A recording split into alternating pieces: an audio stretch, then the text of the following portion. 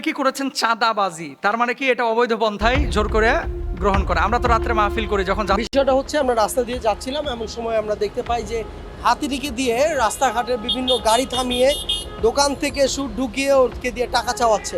হাতিওয়ালা মাহুত এরা বিভিন্ন দোকানে যায়, যাওয়ার পরে চাঁদা দাবি করে।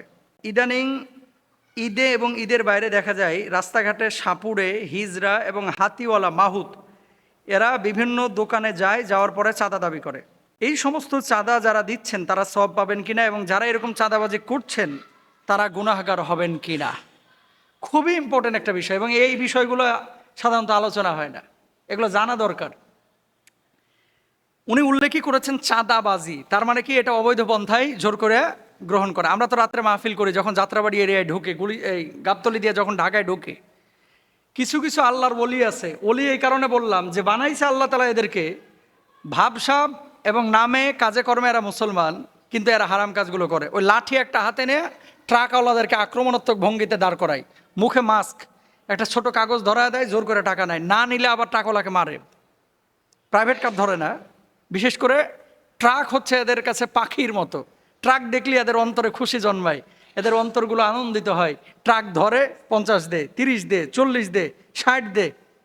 আমার এক ড্রাইভার একদিন বলতেছিল যে হুজুর, আমার কাছে 30 টাকা ছিল, আমি বললাম যে আমি ময়মনসিং যাবো, এই 30 টাকা আমার চা পানে লাগবে।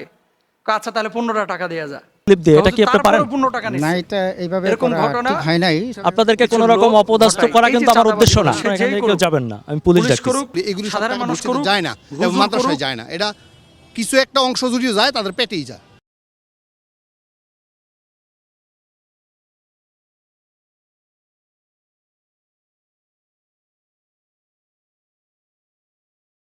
বক্তা করুক, ইমাম করুক, মাদ্রাসার স্টুডেন্ট করুক, জোরপূর্বক এরকম টাকা নেওয়া, সেটা মাহফিলের জন্য হোক, সিটি কর্পোরেশনের জন্য হোক, সরকার যদি পারমিশন না দেয়, ইসলাম যদি অনুমোদন না করে, এই ধরনের চাঁদাবাজি সম্পূর্ণরূপে হারাম। আর আমি আপনারা কে বলছে হাতি পালতে? হাতির জায়গা তো আল্লাহ তাআলা রেখে দিয়েছে। বনে যাবে হাতি, হাতি যাবে সন্দ্বীপে, হাতি যাবে মনে করেন সীতাকুণ্ডে, হাতি থাকবে কক্সবাজারে পাহাড় পর্বতে। হাতিরে আপনি নিয়ে এসে এটার ব্যবসায়িক একটা উপায় অবলম্বন করেছেন। হাতি নিয়ে যাওয়ার পরে বা সুঁড় আগায় দিচ্ছে গাড়ির গ্লাসের ভিতর দিয়ে, তারপরে দাও 20টা টাকা দাও। দোকানে যাচ্ছে, দাও 30টা টাকা দাও। কেন? হারাম, সম্পূর্ণরূপে নাজায়েজ।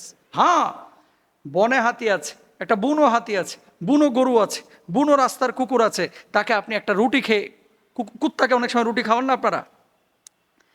আপনি রুটি চা বসে বসে খাচ্ছেন, হঠাৎ কুকুর এসে গুড়গুড় গুড়গুড় করতেছে। গ্রামগঞ্জে এগুলো হয়, আমিও করি এগুলো রাস্তাঘাটে।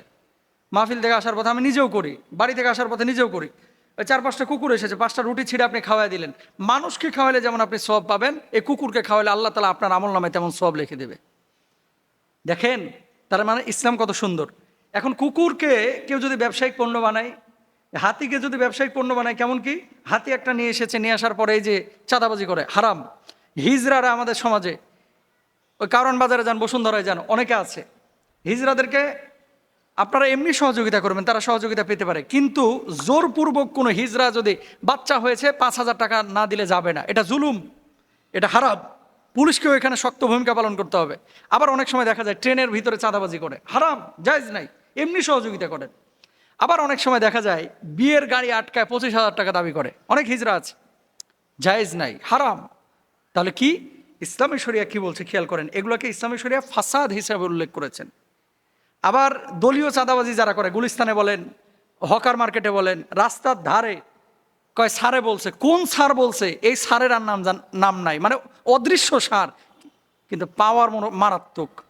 প্রতিদিন শরবতের দোকান, আমার পরিচিত, এই যে বাইতুল মোকাররম দক্ষিণ গেটে এক ছেলে আছে খুব ভক্ত, মিষ্টি বিক্রি করা, চিড়া দই বিক্রি করে, ছোট্ট একটা দোকান নিয়ে। বললাম বাবা তোমার চাঁদা দেওয়া লাগে কত? কয় হুজুর প্রতিদিন 200।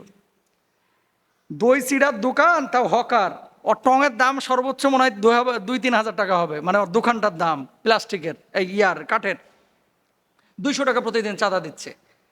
তো এরা আবার সম্বোধন করে বড় ভাই হিসাবে। তো বড় ভাই এই চাঁদা কাকে দিচ্ছে? বড় ভাই এই যে প্রতিটা দোকান থেকে নিয়ে কারে দিচ্ছে, এটা বড় ভাই জানে, আর বড় ভাই লিডার জানে। হারাম সম্পূর্ণরূপে। এই টাকা যদি কোনো লিডার খায়, এই টাকা যদি কোনো দলীয় কর্মী খায়, এই টাকা যদি কোনো মাদ্রাসার হুজুর খায়, এই টাকা যদি কোনো ইমাম খায়, এই টাকা যদি বাপ মা খায়, এটা তার জন্য হারাম হবে। বলবেন যে হুজুর তাহলে আপনারা যে মাহফিলের জন্য কালেকশন করেন, হুজুর আপনারা যে গাড়িতে উঠে উঠে বাচ্চাদেরকে নিয়ে কালেকশন করেন, না আমরা করি না, এবং আমরা এগুলো নিষেধাজ্ঞা দিই। মাহফিল পারপাস এরকম কালেকশন বলেন, মাহফিলের জন্য, মাদ্রাসার জন্য, মসজিদের জন্য এমনি গিয়ে আপনি দিয়ে আসবেন, কিন্তু ছোট ছোট বাচ্চাদেরকে আপনি এখানে লাগিয়ে দিবেন কাউরান বাজারে। আর শুনেন, সবাই কিন্তু মানে স্বাভাবিকভাবে মানে সত্যিই মাদ্রাসা মসজিদের জন্য কালেকশন করে না। রামপুরা ব্রিজ আপনারা চিনেন হয়তো বা, আমি যখন মাদ্রাসায় পড়তাম এই যে মালিবাগের ইয়াই, আমি তো এখানে অনেক দিন ছিলাম, 11 বছর। এক চাচারে দেখি প্রতিদিন সকাল 7টা থেকে একবারে 9টা পর্যন্ত গার্মেন্টস যতক্ষণ খোলা, মানে ওই যে অফিসে যখন যায় গার্মেন্টসে কর্মীরা, ভাই 7তলা মসজিদ নির্মাণের জন্য কিছু দিয়ে যান। এই 7তলা, একটা মাইক নিয়ে বসে আছে, এই 7 বছর ধরে 7তলা মসজিদ। মসজিদ কোথায় কাকারা জিজ্ঞেস করলে বলবো গ্রামে। এখন কে যায় দেখবে গ্রামে? ভাওতাবাজি এই সমস্ত জিনিস। হ্যাঁ, অথেন্টিক যদি কোনো সোর্স পান অবশ্যই দিবেন।